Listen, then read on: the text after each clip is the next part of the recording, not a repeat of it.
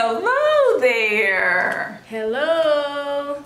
Yes, welcome friend. Welcome. We have much to unpack and unravel. But before we do that, we'll see you on the other side.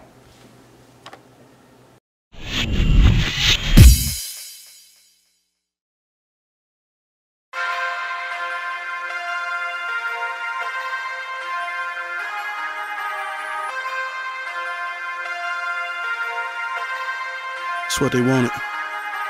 I tell them like this, say, yes sir, that's what they wanted. It's still friend. Woo, friend.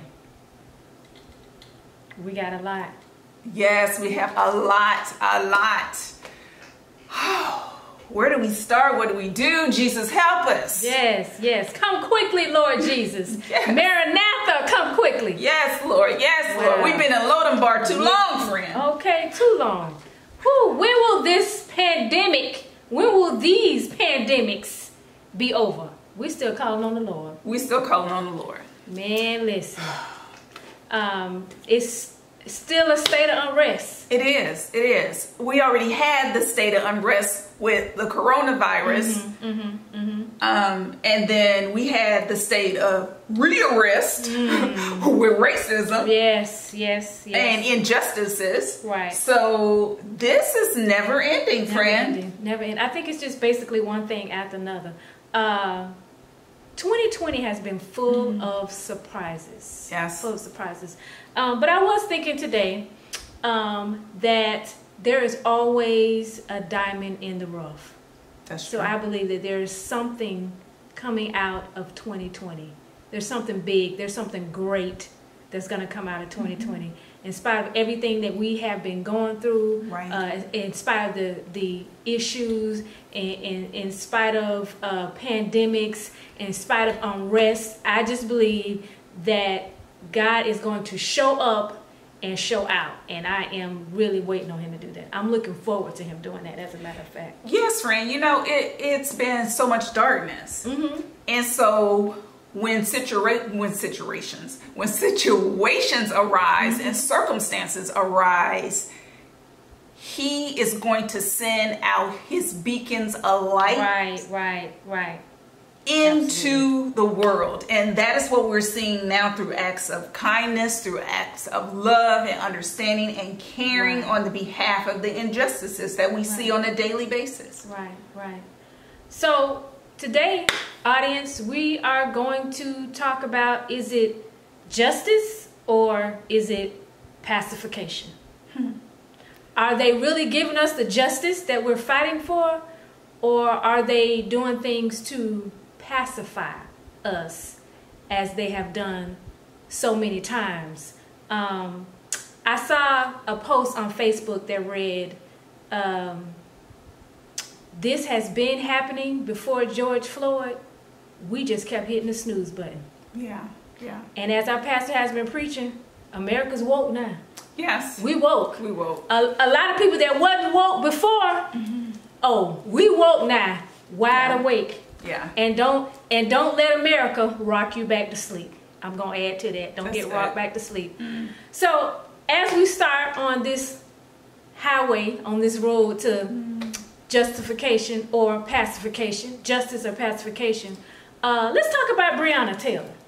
Yes, the name of the young lady who is barely mentioned, and she actually, her name has been mentioned more in this past week than in all other weeks. Right. And for those of you that are not familiar with the story, Breonna Taylor was an African-American black woman that was actually shot and killed by police officers in her home while she was sleeping. And just recently, this past week, they passed what is called the Breonna's Law, where they can no longer enter into your home without knocking, because I believe that night of course there was no knock, they just bust in, and then come to find out that the warrant that they had was actually for someone that was already locked up. Right. But you have a young lady who has died in this situation, and none of the police officers have been arrested. And so this happened in March of 2020. And I think that with all that has happened, it is, friend, I gotta say this. Go ahead. With women, when they are murdered, we don't always get that light, that justice, that move. There's not as much spotlight on us as it is for African American men. And the lives are equal. Right. There is no lessening of one because of gender. So I think we need to keep that in mind. But with her murder happening in March, we didn't hear a whole bunch about it. Right. I only heard like last month. Right. What had took place. What's so amazing, friend, is that how can you, normally when there's a bill, the person has been convicted. So how can you put the cart before the horse? And that bothers me. Right. And I think also with the whole thing, even as it relates to Ahmaud Arbery's justice, this was something, they know it was rogue, and they tried to sweep it under the rug. Exactly. So I think even as a whole, not necessarily male and female, but I think as a whole, the justice system, they know it was corrupt and it was not right. So they actually tried to cover it up and they tried to hide it. They never want to arrest their own. No. I meant as it relates to the nation and the following. Right. Yeah. But I think that at the same time got swept under the rug because most definitely they were trying to hide it. Who would want to admit that? Right. That is just a thought that her family is still having to deal with the fact. First of all, her boyfriend was locked up. They tried to charge him for attempted murder. For attempted murder because he shot back. Right, he shot back, and rightfully so. If you don't knock and you enter in somebody else's home and they don't know who you are, you're gonna get lit up like a Christmas tree. Exactly. So she's dead, and then they tried to charge him with attempted murder. Right. It's never. And this story is sad on so many levels. Right. It's never ending. And she's just, when you think about it, friend, she is just one of many. This happens every day. We just don't hear about it unless it reaches social media. Right, exactly. So social media can be both good and bad. Yes. Yeah, good and bad. So again, they did pass Breonna's law. However, none of the officers have been arrested for this injustice. So are they giving us justice, or is it pacification? Because her family has not received justice. The American people have not received justice. And we don't even know if they're gonna arrest them. You know what? We can only pray. The climate is as such that we can no longer do what we did 30 days ago. Right. Just because everything is so raw and it's so fresh, and there is no dying down of how Americans are feeling right now. There's intense anger and passion, and that's being exhibited all over the United States and around the world. And so we think that, at times we think that racism is only here. We're only looking at the tip. Thank you, Holy Spirit. We're only looking at the tip of things. God just removed the veil completely off our eyes. He allowed us to see bits and pieces, but now everybody is seeing at the same time. I think he snatched it off. He sure did. Yeah. I think he just snatched it off. This just finna be exposed. And he probably did get a kick too. Right. And even when I think about the police report that they did for Breonna Taylor, half of it was empty. Of course. They really didn't fill in anything. What lie could you put on there? It just was nothing. So that family was done wrong as it relates to the police department. And our prayers is that they will receive the justice that they deserve. Yes. Yes, because they took away a life from a family. You know, she was a daughter, maybe a sister, nursing student. You know, and you're home sleeping. Right. And you really have that into law that you can do a no-knock order to just intrude into people's house? Yeah. You know, we spoke about this last week, friend, about things that are still on the books. Yes, old laws still on the books. Old laws still on the books. And I think that they have to be changed. It has to be a change so that Breonna and George and Ahmaud and Eric and so many others did not die in vain. Right, right. Exactly. We have to see change. Right. And now is the time. Right, exactly. And all of this comes on the heels of all of this unrest that we're having, all of this racial injustice, all of this white supremacy. On top of all of that, here recently, I want to say it was yesterday, there was another young man that was killed by a police officer in Atlanta while he was in his car. So will there ever be an end to it? Me personally, I think if you have fear of someone of color or someone that's different from you, if you fear another race, then you should not be a police officer. That's my personal opinion. If you fear another human being or another race to the fact to your first thought is to shoot and kill them, and then I want to know what are they teaching them? What is their training like? What are they? They're trained to shoot and kill?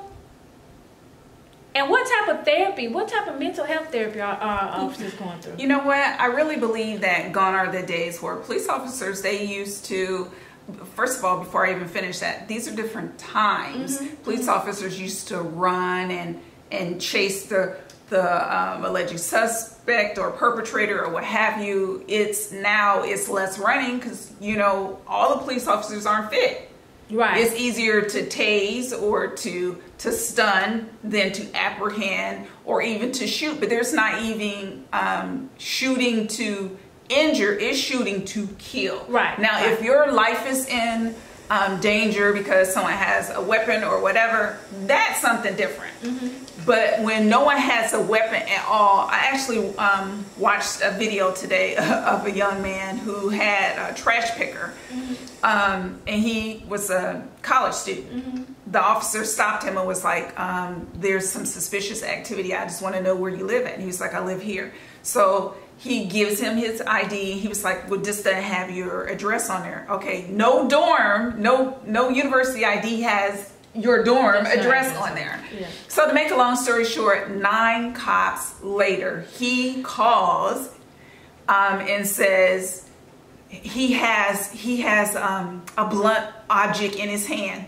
So what do you think they're gonna do? Right. They came guns ablazing, hands on tasers, on their weapons, a shotgun, everything in between, and all he had was a trash picker. And he was trying to force him to give him his birth date so he can run a check on him. And the thing about it is knowing your rights when and if you are lucid enough to, you know, voice that out. It doesn't always work that way. Because I was going to say, do we, as African Americans, when you get stopped, do you really have a right at that moment? You do. We do have rights. But it's totally overlooked. Listen, and I said this before. Attorney Crump said there are 2 justice systems in America. So with everything that's going on, I've noticed that I'm having a range of emotions. Right. I can wake up angry. Sometimes I wake up, I'm really sad. And sometimes it gets like really heavy, you know. So I'm just finding a range of emotions and just like one thing after another. It's almost like sometimes we have not had a chance to breathe. We have not had a chance to process what happened last month before something else happens, which can be a strain on your mental health. Exactly. Yeah. Exactly. I did want to, you touched on police officers and training. I think that there is diversity training, but what type of diversity training? And so there are a lot, pretty much every police force in the United States need to update their diversity training and make sure that the adequate training is in order, and go back and evaluate some of the officers that are on the police force that have like 20 violations, 18 violations. If you've been an officer for 10 years and you have 20 violations, are you fit to be an officer? Right? Yeah, you need a desk job. And exactly, and some kind of psychological evaluation. Right, exactly. How in depth is that when officers are hired? Right. I think that's part of what they are trying to put together now for the new legislation that they're trying to vote into law. But as you talk about diversity training, I like to bring Starbucks to the front of the congregation, please. Hear ye, hear ye. Starbucks, please come and raise your right hand. Was it right hand? Left hand. Raise both of your hands because you were in direct violation.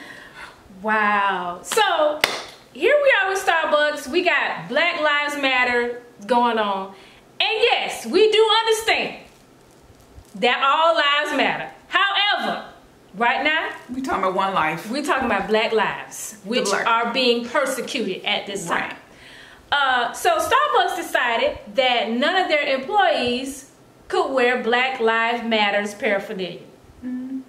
Can't wear it on your mask. I believe a young lady showed up to work with Black Lives Matter on her face mask, and they asked her to remove it. And I would not have had a problem with that. Howbeit ever that other the LGBTQ community,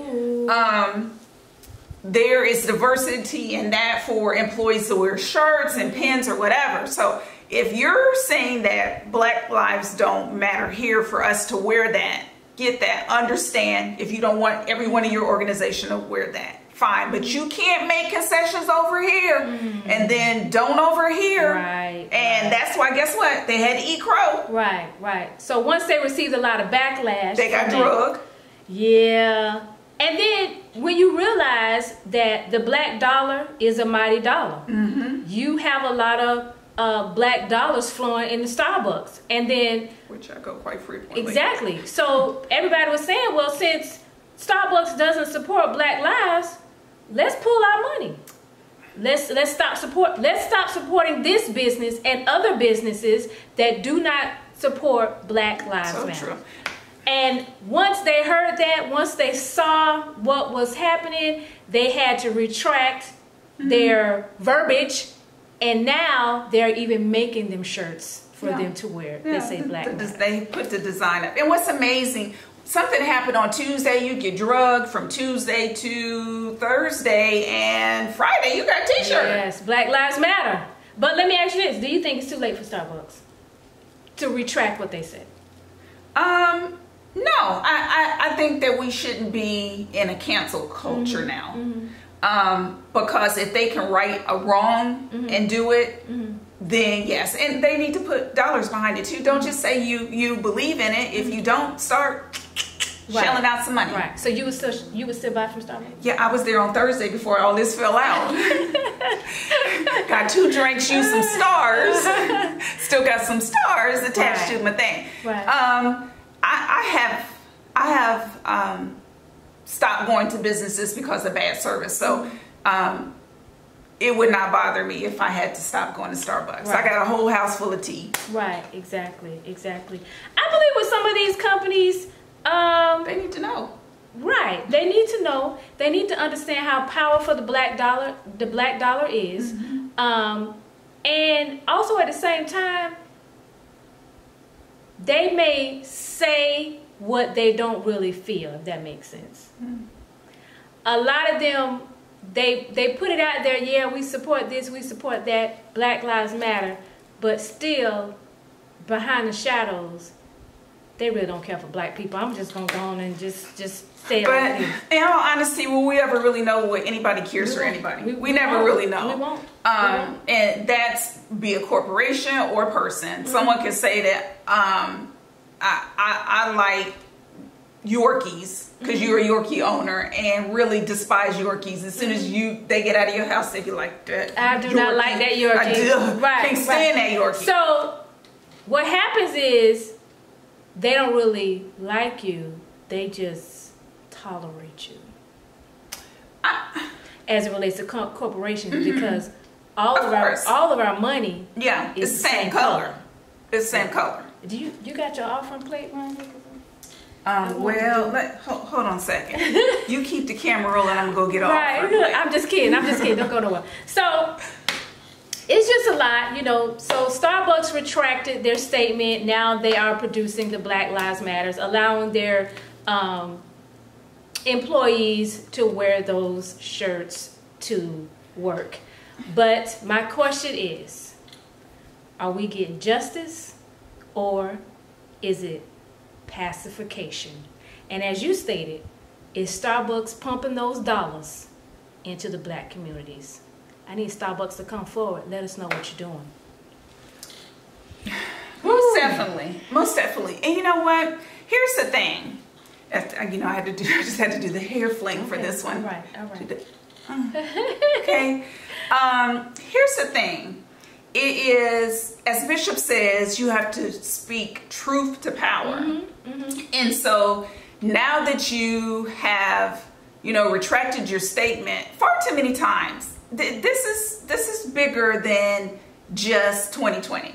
Far too many times have corporations I've seen in the past 3 or 4 years, from H&M to let's not talk about to H&M. Dove and to everything in between. Right. I like to say this is that we'll do something. We know that it's racist. We'll have our marketing team do this very heinous thing that is so dreadfully racist that everybody knows, and even your marketing team knows. But what it is that bad publicity is good publicity in marketing.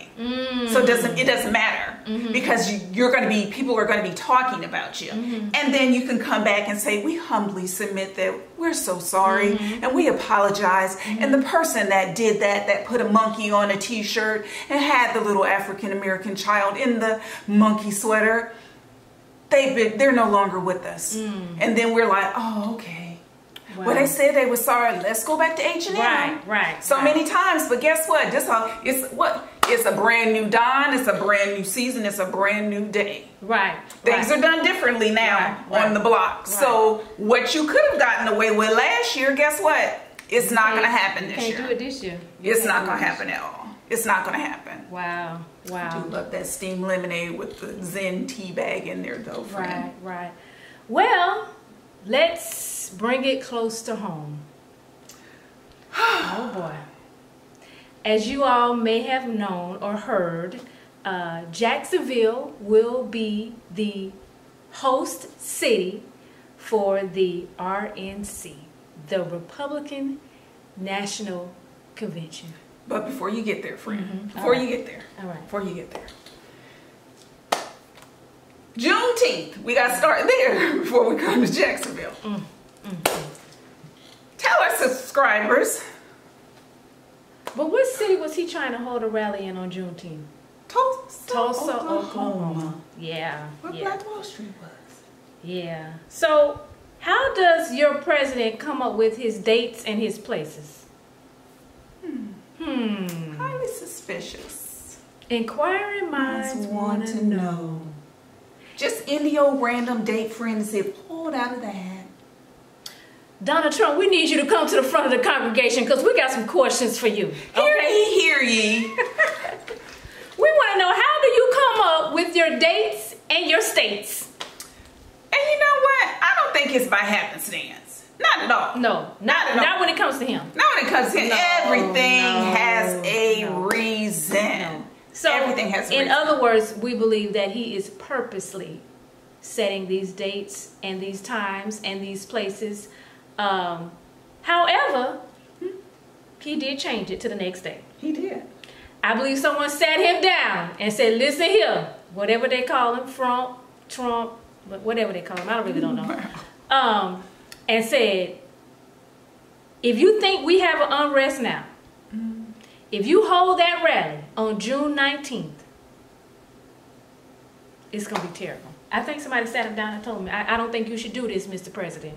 And I think he listened. But they should have told him that the first time. Why they let him throw that out there and look crazy and have all of the African Americans mad at him and giving him the side eye, saying, why would he want to hold this rally on Juneteenth? Right.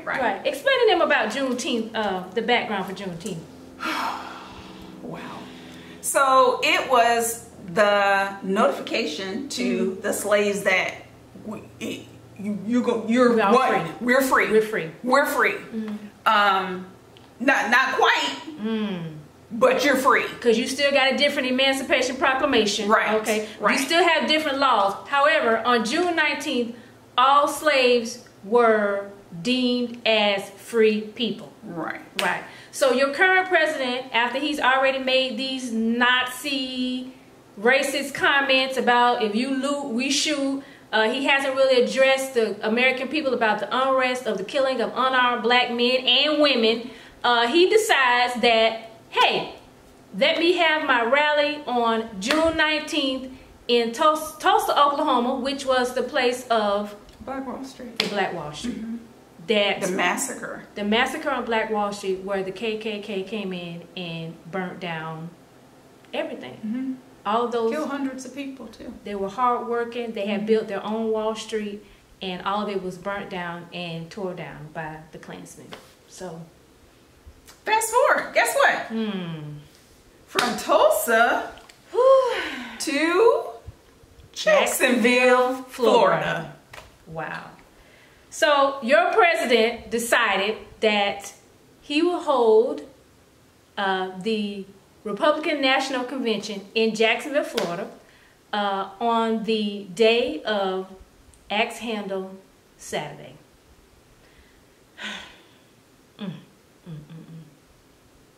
Once maybe, Mr. President, but 2-3 times these dates and these states. Is he doing this purposely? Do we really have a racist president in office? I really just want to answer the question, because inquiring minds want to know. Because see, I try to give the man the benefit of the doubt. I really do. But it seems like week after week he says and does things that makes me want to think, do we really have a racist president in office? I think we're dealing with many facets of the president. First of all, he is an older white male. Different time, different era where racism was the norm. Yes. Yeah. So with him having everything pretty much given to him, so people around him pretty much does everything that he wants them to do. So he's surrounded by a bunch of yes men. Right. And so there are not a lot of minorities in his camp or that have even been around him. Now he's passed through and said hi, but nobody knows his level of minority friendships, and we're not going to even go there because that's not our business. And the one he did have didn't really count. He sent her packing anyway. Oh, she really count. Can we trade her in for anybody? That's a whole dedicated topic. video. Yeah. So first of all, we're dealing with a mindset. And then there may be some other underlying issues that are going on there too. He doesn't seem to have any empathy or sympathy for any or compassion for any situations. It's like he's void of emotions outside of anger. So do you feel like that, as it pertains to our city, do you feel like he did not know that was Axe Handle Saturday? That date resonates with a massacre that happened in Jacksonville, Florida? You've heard me say this before. I believe sometimes people are crazy like a fox. They know they'll play crazy. People will play crazy, but they know more than you think that they want to let on to know. Right. I believe that everything that he does is calculating to some degree.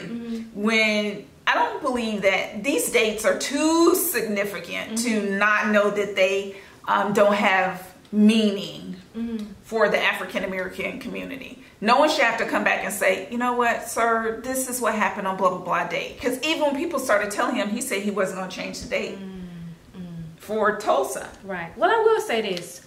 When it comes to the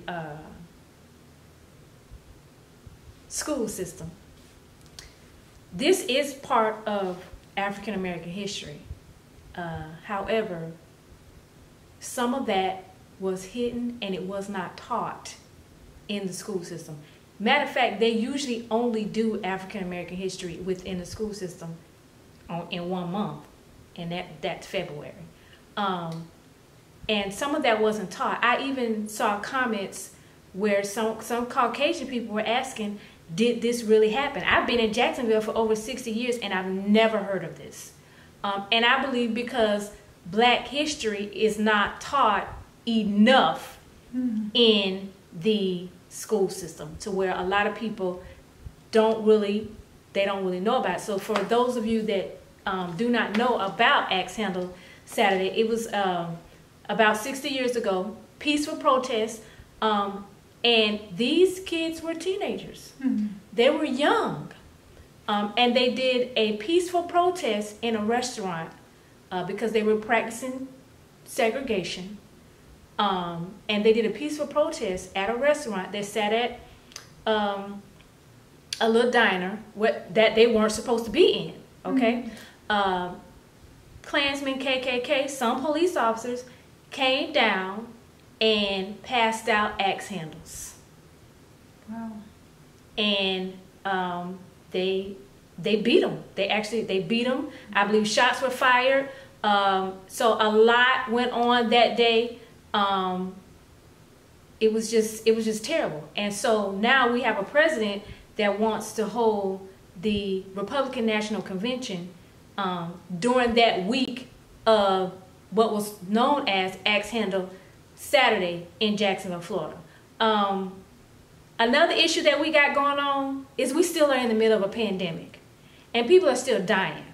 Okay, so I got an issue with our mayor, that he actually would approve that he actually would allow that to come to our city. But we know he's doing it for a financial gain. Right, exactly. Right. He feels like he's stimulating the economy and boosting businesses, it'll be a boost in small businesses, blah, blah, blah, blah, blah. I believe he's Trump, yes, man. That's what I really believe that he is. North Carolina wasn't having it.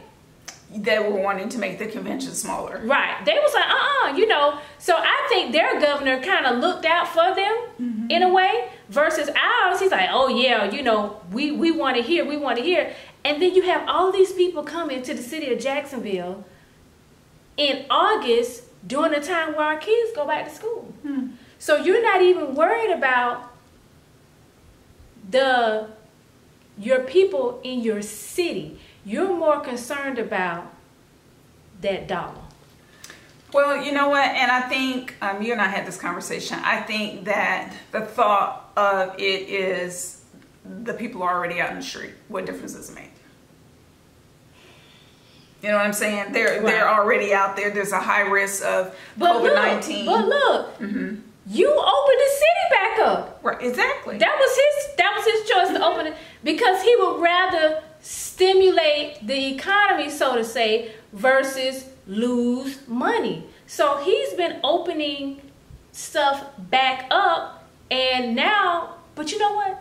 I think it was all part of the plan. I believe he purposely started opening things up because he knew that the Republican National Convention was coming. So by the time August hits, everything will be operating at 100% capacity. So you think that Jacksonville was in the running, and so he had the foreknowledge that there was some potential that it could come in. He had to get everything back up and running before August hit. But then again, you know, a whole nother topic, but then you also have a governor that's like my grandfather would say, a spoon coon. Yeah, the governor and the mayor are they're Trump's they're friends. They're friends. So, you know, I was telling you this. Amidst all of the racism, I was trying to convince myself that Jacksonville was not a racist city. mm-hmm. I was just trying to convince myself, like, this is not a racist city. I don't live in a racist city. There have been issues of racism, but overall, I just did not want to believe that Jacksonville was a racist city. What was your conclusion, friend? With the turn of events that have happened over the last couple of days, it's not convincing that it's not. Mm-hmm. That's pretty deep. It's not convincing that it's not. So, August is coming, and guess what? There's really not much we can do about it. No. Unless we see if Trump decides to change the date. We can pray that he does, because It's too close to right. the election, though. Right, right. You know, Mm-hmm. the thing about it is because it is so close to the election, there hasn't been a whole bunch of movement, and that's like the big push. The national conventions, both for Democrat and for Republican, that's the big push, saying this is the candidate that we've nominated, and we are ready to move forward with that candidate, which he already know that he had the Right. Republican Party's nomination already. You're already a sitting president. So where's the Democrat National Convention being held? It's not. They, I think it is going to be done through Zoom. I think it's going to be, yeah. I don't think that there's going to be an actual one. And even if there is one, it will be small. But as far as I've been hearing on the streets, because, you know, I got my ear on the streets, it's not going to be a physical one. Wow. But we shall see, though. Wow. I mean, you never know. Well, at least they care about, you know, this pandemic and the spread of COVID-19. As our wonderful mayor always says, we have to try and flatten the curve. Okay, Mr. Mayor, are we still trying to flatten the curve? I hope so. Well, friend, we went across the street, down the road, around the corner. It's still so much. So we as a people need to make sure that we stay in prayer and that we keep our ear to God. Our prayer is that we glorify God in everything that we say and everything that we do. Our ultimate goal is to always glorify God. So we want to thank you for tuning in, and we hope that you enjoy our broadcast here on BlkgirlTea. Make sure you like, share, and subscribe our videos. Hit the notification bell so you can be notified whenever we upload new content every Sunday.